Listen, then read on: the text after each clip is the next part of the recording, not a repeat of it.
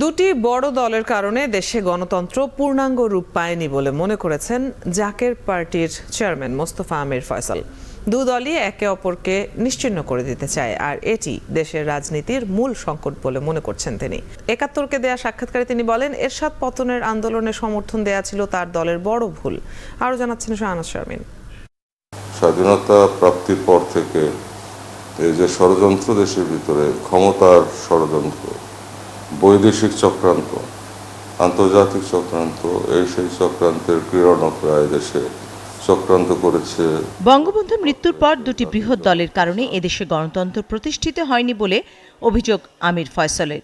এই দুটি দল একে অপরকে নিশ্চিহ্ন করে দিতে চায়, তাই সমঝোতা বা সংলাপের বিকল্প না থাকলেও এটি সম্ভব নয় দুই দলের মাঝে। তো তখন থেকে যে ধারাবাহিকভাবে ষড়যন্ত্র হয়েছে এবং রক্তক্ষয়ের ইতিহাস ঘটেছে, ক্ষমতার পালাবদল ঘটেছে, এগুলো যে রক্তের আখরে লেখা একটি ইতিহাস, দুর্ভাগ্যজনক ইতিহাস, তার থেকেই কিন্তু আজকে বৃহৎ রাজনৈতিক দলগুলির অবস্থান।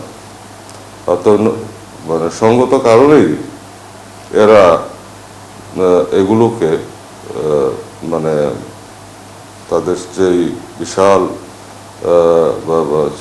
ষড়যন্ত্রের অধ্যায়, সেই চক্রান্তের ভিতর দিয়ে ক্ষমতা আরোহণ, রক্তক্ষয়, রক্তের হোলি খেলা, এগুলি ইতিহাস হয়ে আছে, যার জন্য তারা সামনাসামনি হতে পারবে না, আন্তরিক হতে পারবে না। এমনইভাবে তারা ইতিহাস তৈরি করতে করতে আসছে, একজন আর একজনের হৃদয়ে রক্তক্ষরণ ঘটিয়েছে, অথবা দৈহিক রক্তক্ষরণের যে ইতিহাস, তো সেটা তো আপনার তাদেরকে কাছাকাছি আসতে দিচ্ছে না। একটা বিশাল মনস্তাত্ত্বিক বিষয় রয়ে গেছে এখানে। গণতন্ত্র স্বৈরতন্ত্রের মাধ্যমে প্রতিষ্ঠিত হয় না। দেশে বারবার গণতন্ত্র মুখ থুবড়ে পড়েছে। অসাংবিধানিক শক্তি ক্ষমতায় এসেছে বড় দুটি দলের কারণে। এর পরিবর্তন চায় জাকের পার্টি। সংসদে এখন যে শ্রেণীর লোকজন যাচ্ছে, এটাও কিন্তু মানে আমাদের জাতীয় রাজনীতির একটা অবক্ষয়, এবং সংসদের যে উচ্চতা এবং সংসদের যে গাম্ভীর্য, সেটা কিন্তু অনেকখানি বিঘ্নিত হয়। দেশের স্বার্থ বিবেচনায় নিয়েছি আমি প্রথম। আমি ৩৪ বছর অপেক্ষা করেছি। আমি মনে করি যে মানুষের ভিতরে একটা পরিবর্তন একসময় না একসময় আসবেই, এবং সেই সময়টাই আমাদের সময়।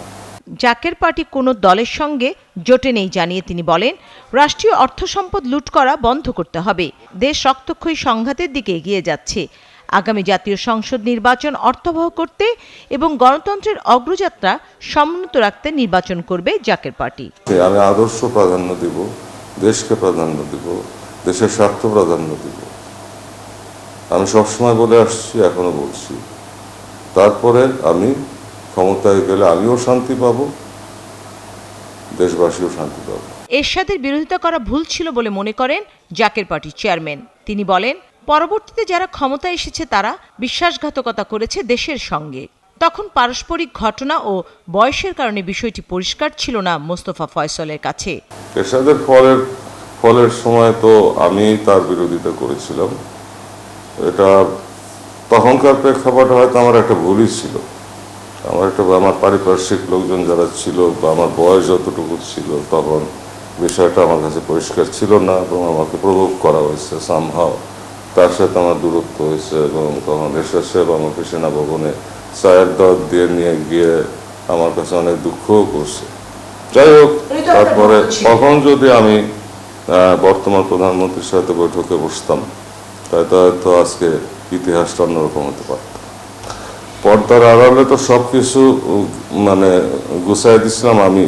খালেদা জিয়া তো দেশনেত্রী হয়ে গেল, কিন্তু নেপথ্যে ছিলাম তো আমি, অর্গানাইজ তো করে দিচ্ছি আমি। নারীর ক্ষমতায়নে বিশ্বাসী জাকের পার্টি, কারণ রাষ্ট্রে নারী ও পুরুষ সবার প্রয়োজন। বাবার যেরকম প্রয়োজন, মায়েরও তেমনি প্রয়োজন। ঠিক তেমনি ভাবে রাষ্ট্রীয় বাবারও প্রয়োজন, মায়েরও প্রয়োজন। আমাদের ধর্মে তো হাদিস শরীফে আছে যে তালাবুল ইলমি ফারিদাতুন আলা কুল্লি মুসলিমিন ওয়া মুসলিমা, মানে বিদ্যা শিক্ষা করা ফরজ প্রত্যেকটা মুসলিম নরনারীর জন্য। তার নির্বাচনী ইশতেহারে মানুষের মৌলিক চাহিদাকে গুরুত্ব দেওয়া হয়েছে। পাশাপাশি মানুষের জানমালের নিরাপত্তার সঙ্গে সামাজিক নিরাপত্তা নিশ্চিত করার বিষয়টিও থাকবে।